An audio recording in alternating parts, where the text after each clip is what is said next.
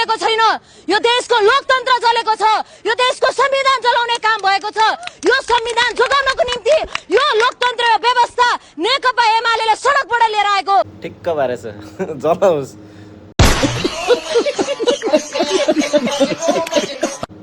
म तिर्दिन्छु त्यसको दाम कति हो भन्।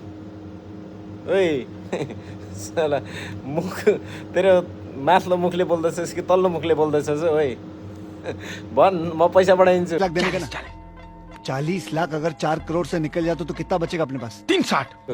मैले खाडीमै छु, तँलाई चाहिन्छ भने त्यो झन्डाको दाम म बढाइदिन्छु। कति पर्छ म बढाइदिन्छु पैसा। ल ठिक्क गरेछ साला एमालेको झन्डा होइन, साला एमालेको भातृ सङ्गठनहरू जति पनि छ नि साला सबलाई जलाउनु पर्ने बाहिर निकालेर अझै पनि। ल भन् तेरो दाम कति हो, घन्टाको कि मिनटको? म तिर्छु। अनि तेरो झन्डाको दाम भन्, ल म तिर्दिन्छु है।